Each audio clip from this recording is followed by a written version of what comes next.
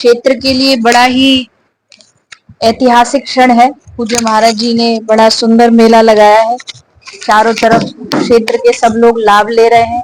भागवत श्रवण का, यज्ञ का, भंडारे का, प्रसादी का और कथा में संत महापुरुषों का आगमन हो रहा है। पूरे क्षेत्रवासी उस संत दर्शन का लाभ प्राप्त कर पा रहे हैं।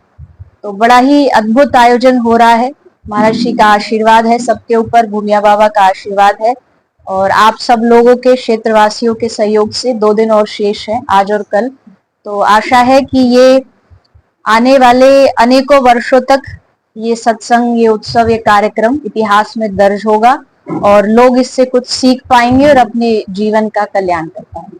मुझे तो सचमुच दिल से बताऊं तो इतना आनंद आ रहा है कथा में भी, क्योंकि चंबल के बारे में लोग कहते जरूर, जैसे आपने कहा कि बड़ा क्षेत्र से लोग डरते हैं, तो ग्वालियर तक तो मेरा आना हुआ, लेकिन उससे आगे इस क्षेत्र में थोड़ा कम ही आना हुआ।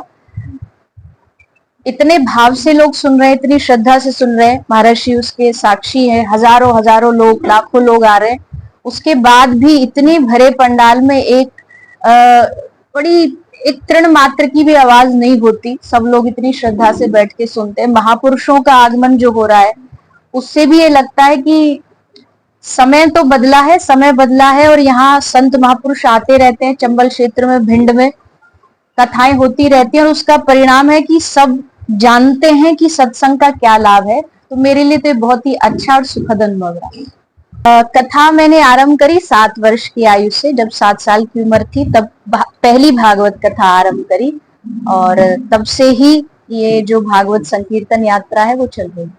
लगभग 400 के आसपास हो चुकी, 350-400 के आसपास। जिला भारत के तो लगभग सभी जिलाओं में कथा हो चुकी है और भारत से बाहर भी 35-40 देशों में कथाएं हो चुकी है। अभी अगली कथा भी इस कथा के तुरंत बाद 3 तारीख से यूरोप में है, फिर लंदन में है, ऑस्ट्रेलिया में है, यूएस में है। तो भगवान की कृपा से पूरे विश्व भर में भागवत का प्रचार। पहली कथा हुई थी अपने वृंदावन की धरती पे। एक बड़ा सुंदर सा स्थान है तपोवन, यमुना जी के किनारे। कथा में भी हमने प्रसंग बोला था। यमुना जी का किनारा है और वो बड़ा जंगल है, वहां दूर दूर तक भी गांव नहीं है। तो गुरुजी ने कथा रखी और इस भाव से रखी थी कि पहली कथा है तो शायद हो सकता है जवान लड़खड़ाए, बच्चा है, बालक है, तो भीड़ आएगी ही नहीं, क्योंकि कोई कस्बा ही नहीं है। पर ठाकुर जी कृपा से पहली कथा में 8 से 10 हजार लोग वहां आसपास के गांव से, क्षेत्रों से उपस्थित हुए। तो तपोवन नाम की जगह पे पहली कथा। देखिए, हमने संतों के सानिध्य में रह के एक ही बात सीखी है कि भगवान की प्रसन्नता तभी होती है, विप्र धेनु सुर संत लीन मनो जवदार। भगवान की प्रसन्नता के लिए ब्राह्मणों का सम्मान करो, गौ माता का सम्मान करो। तो गौ माता की सेवा का भाव हृदय में बहुत बचपन से ही था, लेकिन एक मन में चाह थी कैसे करें, क्या करें। और ब्रज में गौशालाएं पहले से बहुत है, तो मन में भाव आया कि एक ऐसा हॉस्पिटल खोलें जिससे गौशालाओं को भी मदद मिले, लावारिस गाय जो दुर्घटना से ग्रस्त है उनको भी मदद मिले। तो ये गौशाला नहीं, ये प्रॉपर एक हॉस्पिटल है जहां हर प्रकार की बीमारी, कैंसर है, अल्सर है, ट्यूमर है, सब बीमारियां जो हैं गायों की वहां पे इलाज किया जाता है। एम्बुलेंस है, डॉक्टर्स है, वीएलडीए है। तो उनके संरक्षण में ये पूरी जो सेवा है 2013 से चलती आ रही है और अब बहुत जल्द हम विश्व का, भारत का सबसे बड़ा गायों का अस्पताल 8 मंजिल का बना रहे हैं। वो माता की कृपा से बहुत जल्द, साधु संतों की कृपा से वो बनेगा और पूरे भारतवर्ष और अपने क्षेत्र की जितनी भी गाय हैं उनका हम इलाज कर पाए। देखिए, बहुत जरूरी है।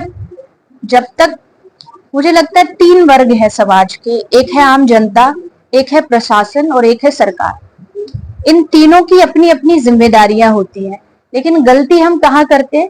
प्रजा राजा पे डाल देती है, राजा प्रशासन पे डाल देता है, प्रशासन फिर से आकर के वापस प्रजा पे डाल देती है। इसके कारण तीनों में तालमेल न होने के कारण आज गायों की ये दुर्दशा है। सरकार अपनी तरफ से, जैसे कि धीरे धीरे कुछ कुछ प्रदेशों में आज हो रहा है कि गौ माता को लेके, गौशालाओं को लेके सरकार ग्रांट देती है।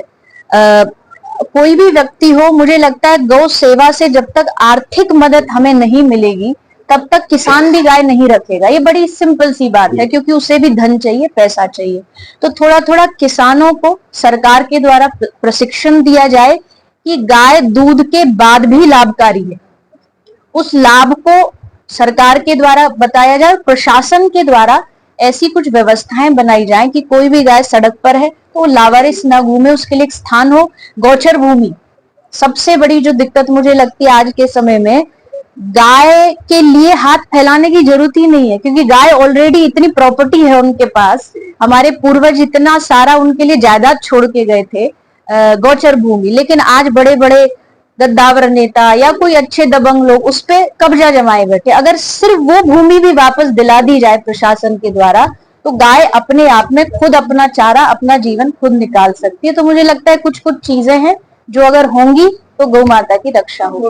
देखिए, मुहिम बहुत सारे संत महापुरुष कर रहे हैं, हम उनके साथ लगे हुए हैं। हमारी मुहिम बस इतनी है, हमारे पास जो हजारों लाखों लोग कथा में आते, हम उन सबके हृदय में प्रेरणा जगाते गौ माता के लिए। गौ माता राष्ट्र माता है, ये भाव जगाने के लिए। और अपनी कथाओं के माध्यम से हर कथा में गाय को राष्ट्र माता, राष्ट्र पशु नहीं, राष्ट्र माता घोषित हो, इसके लिए जो आंदोलन होते हैं उसमें भी हम अपनी सहभागिता निभाते हैं। और अपने अस्पताल के माध्यम से भी समय समय पर ऐसे रैलियां निकालते हैं जहां हम गौ माता को राष्ट्रमाता घोषित करने के लिए प्रार्थना करते हैं। देखिए, डिमांड तो मुझे नहीं लगता कि कोई भी गौ सेवक जो होता है वो ना करता होगा सरकार से या प्रशासन से, लेकिन हम जानते हैं कि कितना उस पे अमल होता है वो तो सरकार ही निश्चित कर सकती है। हम लोग बस प्रार्थना कर सकते हैं, निवेदन कर सकते हैं, लोगों से थोड़ा निवेदन करा सकते हैं। आगे पूरा जो काम है वो सरकार का ही है।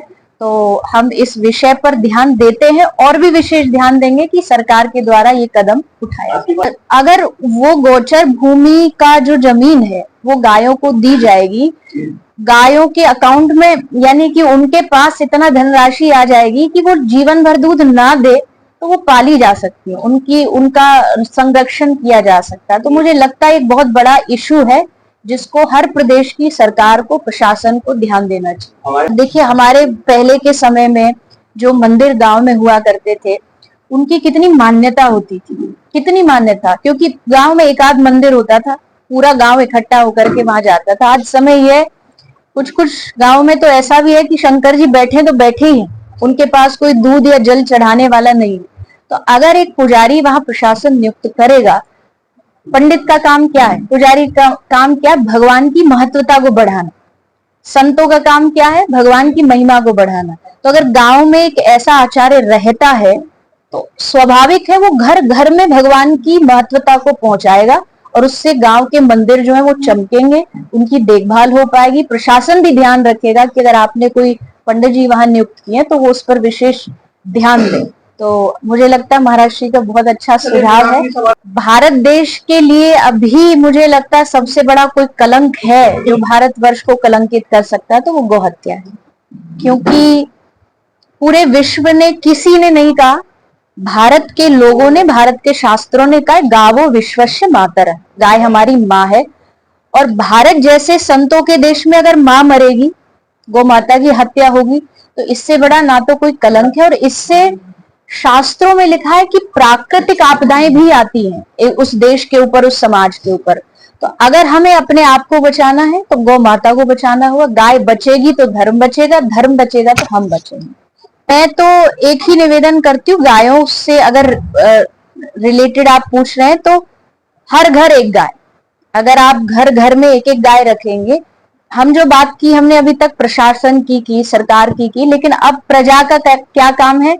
अगर मैं कहती हूँ 10 घर भी मिलके, अगर शहरों वाले घर भी 10 घर मिलके एक गाय को अडॉप्ट कर लेंगे, उसको अपना लेंगे, तो एक भी गाय सड़कों पर नहीं मिलेगी। तो आप सब जो भी समाज के लोग हैं, आप बढ़ चढ़ करके आगे आइए और गौ माता की सेवा करें। सनातन धर्म में युद्ध को बढ़ावा देने की आपका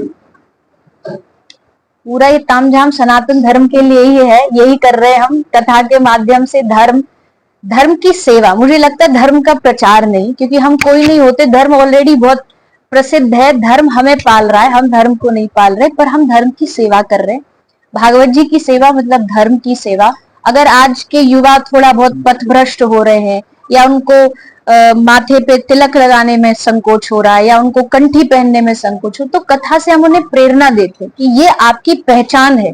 बीच में एक ऐसा पहलगांव का जो कांड हुआ, तो अब लोगों में थोड़ा एक डर भी है। स्वाभाविक है कि लोगों में डर पैदा होता है कि क्या हम धर्म को छुपा करके रखें, लेकिन हमारी व्यासपीठ संत महापुरुषों की जो वाणी है वो हमें ये याद दिलाती है कि आप जिस धर्म में पैदा हुए हैं उस धर्म के लिए महापुरुषों ने प्राण त्यागे, प्राणों का बलिदान दिया है।